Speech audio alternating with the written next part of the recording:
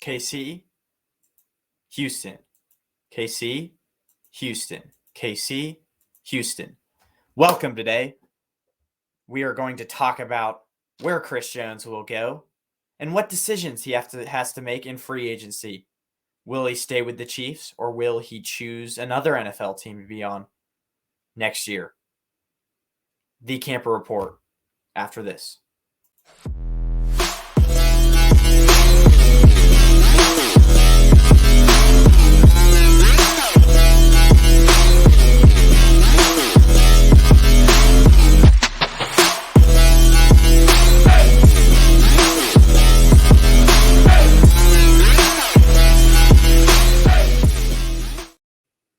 Welcome, everyone, to another episode of the Camper Report. I'm your host, Benjamin Camperman, and today we're talking about the top free agents, where they will land, where I think they will land, what the best landing spots for them will be, and where I think they will end up some of these guys will end up just staying with their teams, I think. But we're going to lay out every scenario. Today we've got three big names. Again, we're about a month out, a little less than a month out from the start of free agency. So we've still got a little bit of time left to go until these guys actually sign with their respective teams. But it's fun to talk about it in advance. As the weeks go on, I'll talk about more and more free agents, maybe more in my live show this Tuesday. But for now, we are going to talk about three main guys: Derrick Henry, Chris Jones, and Jaylon Johnson. Now, let's start off with Chris Jones because we have to give you the title of the show first off. So Chris Jones is an undrafted free agent this year. Now, the Chiefs could use the franchise tag on him, which is $19 million fully guaranteed, which is a lot of money for it being fully guaranteed. Again, Nick Bosa, JJ Watt, they all have $34 million guaranteed. Well, $30 to $34 million each year, but that money is not all guaranteed. And so the fact that the franchise tag, if the Chiefs were to offer him that, is $19 million a year, but fully guaranteed is great for him. Now, if I were him, I would not accept that. I mean, he doesn't really have a choice because if the Chiefs decide to use the franchise tag on him, I don't think he has a choice, but maybe correct me if I'm wrong. But so they could use the franchise tag on him. Now, the reason why I wouldn't expect them to bring him back on a long-term deal, he's obviously looking for a long-term deal. He had another great season, especially in the playoffs. In the playoffs, but just in general had another very good season. He's going to be looking for a long-term deal. The problem with him is he's 29 years old. And obviously football players, especially defensive tackles, tend to break down into their 30s. And so if you're the Chiefs, you don't want to bring him back for a 4 or 5 year deal. And that's what he's looking for, a 4 or 5 year deal. If you're the Chiefs, you could bring him back for that much. But the Chiefs, they're not in cap hell, but they're also not flushed with cash. They need to focus their money into other areas of their team. More specifically, as you guys all know, receiver. I think that as a priority, since they do not have much money, as a priority, if I had the choice to spend big on an aging defensive tackle or a stud young star like T. Higgins, I would go the T. Higgins route because he's younger, because he'd be more of a impact to your team in the long term. So I think the Chiefs, they're not going to be able to spend big money long term on Chris Jones and a receiver that they get in free agency. They're going to have to spend big money on one player because Chris Jones is probably wanting $30 million. And this receiver that they're going to get, a top tier receiver that they're going to get, is $25, $26 million. So they can't really spend on both. I think they go the receiver route. I don't think that they are willing to give up the long-term deal that Chris Jones wants. And so that brings me to my next points. Which team is best suited for Chris Jones? Which team I think will Chris Jones get or go to? And The first team I want to bring up is the Texans. $65 million in cap space this year. I think they're second most in cap space behind the Bears. They're a team that I think Chris Jones would most want to play for. They're a team that they have the money to pay him. They can pay him $30 million a year. They can. They're a team that needs defensive tackle. That's one of their top needs. And I also think, to preface this before we go on with the rest of the video, I think the Texans are going to be in play for a lot of big name free agents because they have a lot of holes in their roster to fill. And the thing that's so crazy about them is they have all this money, all this draft capital, and they're still a good team, even without all the money and the draft capital. And so the fact that they're going to be able to add on to that already playoff team is a bonus, is a win for them. But like I said, defensive tackle, cornerback, all of that, that's all a weakness for them. And so I think they address one of their weaknesses and get Chris Jones. On top of that, Chris Jones wants to play with this team, and this team wants Chris Jones because Will Anderson, the now defensive rookie of the year, the recently named defensive rookie of the year, is on that Texans defensive line as a defensive end, right? He is a talented up-and-coming defensive end. You pair Chris Jones and Will Anderson on the same defensive line, that's automatically one of the best defensive lines in the league. So you have to really, really consider paying Chris Jones a lot of money. Now, the other thing I will say is I think if a team is going to get Chris Jones, they're going to outpay the Chiefs. Have to outpay the Chiefs. And by doing that, I think they're going to have to overpay for that player. Again, I think the Chiefs will offer him money and probably quite a bit of money. But if, let's say the Chiefs are offering Chris Jones $27 million and the Texans are offering Chris Jones $27 million, he's going to stay with the Chiefs because he knows that's an automatic, guaranteed Super Bowl contender and potentially even Super Bowl winner. And so what the Texans and a lot of other people are going to have to do to lure Chris Jones to their team, they're going to have to offer him a lot more money than the Chiefs are offering him. Like, I mean a lot. So if the Chiefs are offering 27, that other team is going to have to offer him 34, And so he won't take that hometown discount. The next team that I kind of have for him is the Lions. Now, this is another team that has tons of cap space, but they're also a team that is a Super Bowl contender. As we saw with the Texans, the Lions are even more of a Super Bowl contender. They made it to the NFC Championship game. They're not going anywhere. Their team is super young. They have a competent quarterback. They have $48 million in cap space, which is top 10 in the league. They're, like I said, a median contender. And Chris Jones, Aiden Hutchinson. That's another, like I was saying with Will Anderson, you have another great defensive end that he'd be able to play next to, Aiden Hutchinson, who I can't remember the exact sack number, but he won Rookie Defensive Player of the Year last year, and he's a very talented defensive end. And so that's another team where they need defensive. The Lions are in desperate need of defensive tackle. They're going to be in play for all sorts of defensive players this year in free agency because they really need to reboot their defense. And this is a perfect place to start with Chris Jones. So the Lions is another destination that I have.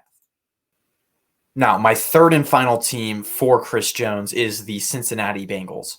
Now, the reason why I put this team as a destination landing spot for Chris Jones over Dallas, Baltimore, and Buffalo is those other three teams, Cowboys, Ravens, and Bills, are all in cap hell, like major cap hell.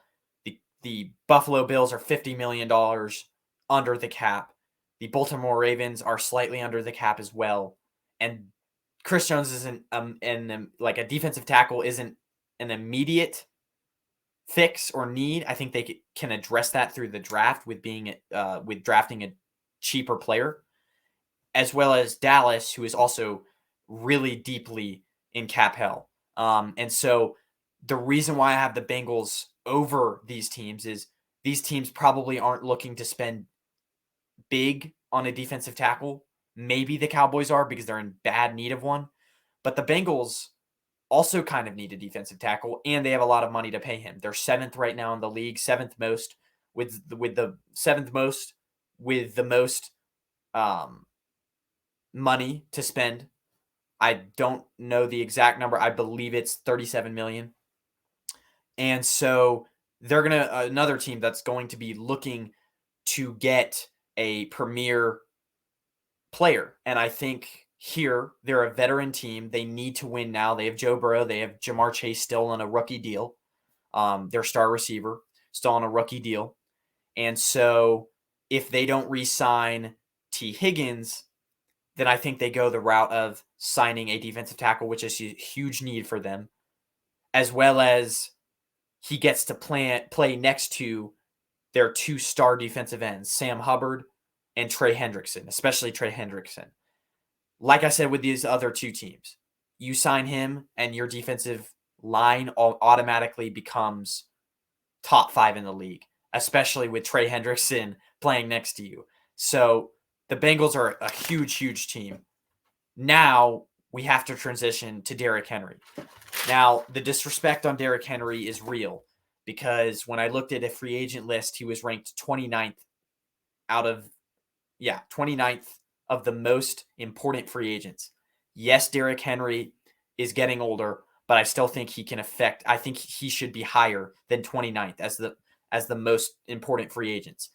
I still think he can really. He was kind of dealt a bad hand last year in Tennessee. I still think he can affect a team in a big, big way. Now, my top landing spots. First off, he's not going to be demanding much money and probably not a long-term contract. I'd say 2-3 years at the most, maybe 3 with the third year an option, right?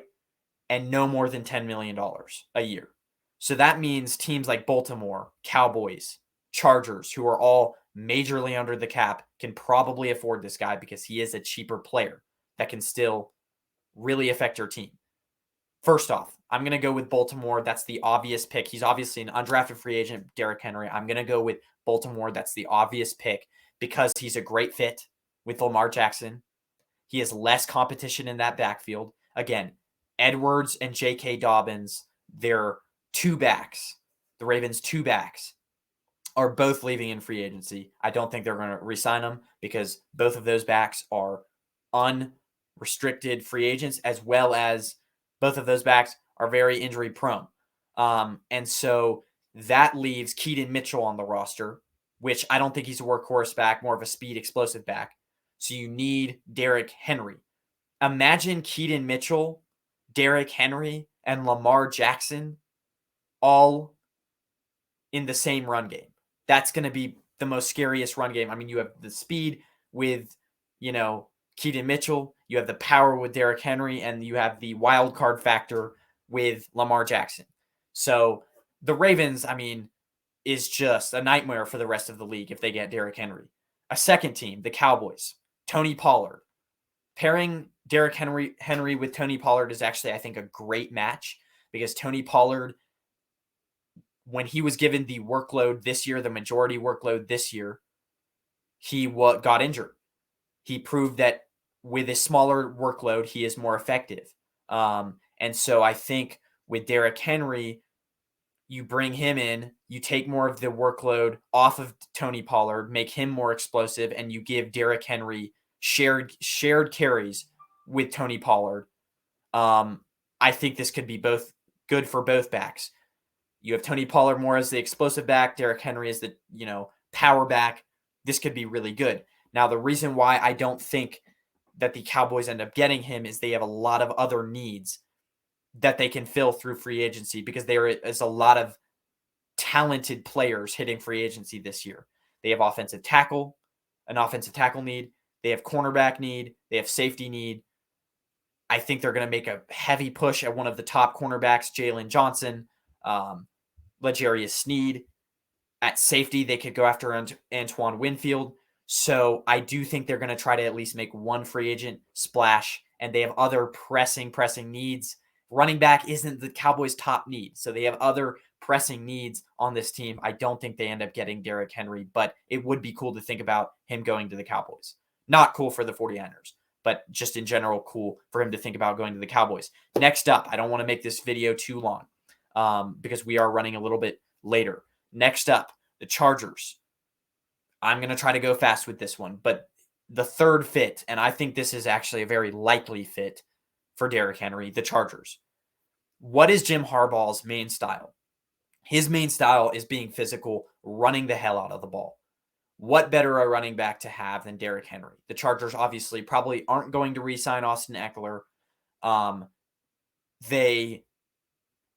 don't think they'll draft a running back very high in the draft. Again, if you were to draft a running back to replace Austin Eckler and to have a high production running back, right? You'd have to draft one in the first or second round. The Chargers aren't going to do that because they have many other needs. And then you're saying, okay, let's say the Chargers draft one in the third and fourth or fourth round, a running back in the third or fourth round. I think I'd much rather have Derrick Henry than a third or fourth round running back because Derrick Henry is proven that he can handle the workload. Derrick Henry has proven that he's that workhorse back. So you have someone you can trust. I think they have to make a run at Derrick Henry, do their due diligence, and maybe split carries with some type of running back. But I think Derrick Henry is a better option than a third or fourth round running back at this point. Now let's move on to Jaylon Johnson. Big time player, undrafted free agent. Now, before I get to my top teams with him, I will say that he is the true product of having a great contract year. He had a great contract year, which was last year. But if you look at the year previous in 2022, he had a 96.8 passer rating when targeted, which is not good. He had 15 yards per reception allowed when targeted, which is also not good. A nearly 60% completion rate when targeted, which is not good, right? So not great. But this year really broke out. He had a 33.3 passer rating allowed when targeted.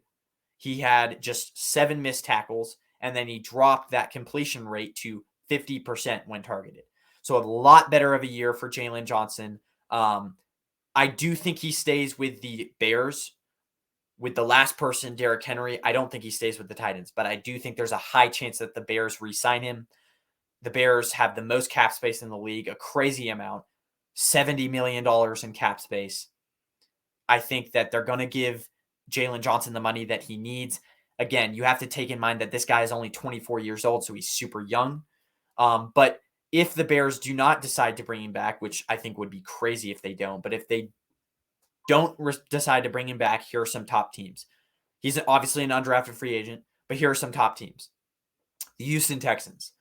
Again, like I said before, they're going to be in contention for a lot of high-name free agents, but even more than the defensive line, the Houston Texans need to beef up their cornerback room, as well as if you combine Jaylon Johnson with Derek Stingley, their other star cornerback, that is automatically one of the best cornerback tandems in the league. You've got a shutdown core right there.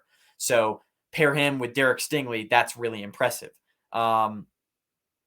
Another team that I have was LA Rams. Now, this is a sleeper team to get him. And the reason why I say this is the LA Rams, they have the money. Not a ton of teams are talking about him when associating Jaylon Johnson with the LA Rams. But hear me out. LA Rams, $35 million in cap space. They have the cap space to get it done. Their biggest need is cornerback.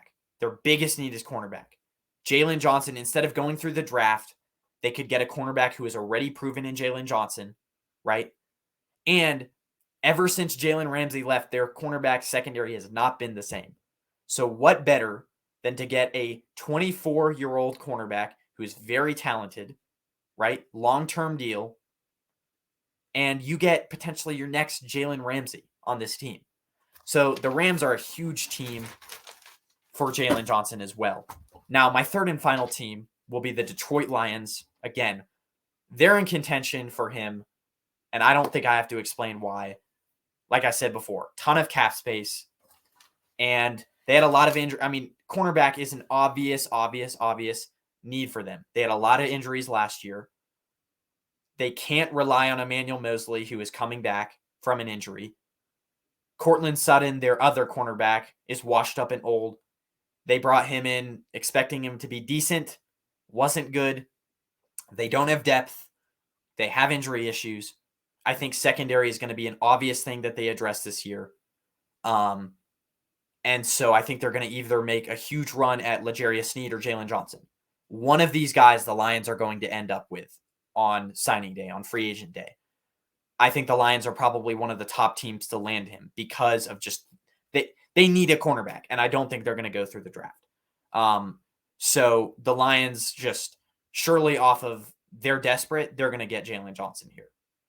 Now, my honorable mention for him is the Las Vegas Raiders. The reason why I don't think the Las Vegas Raiders get him is because they are a bad team. And we've seen in the past with bad teams, bad teams have to overpay for high-level free agents, right? Because free agents don't want to go there.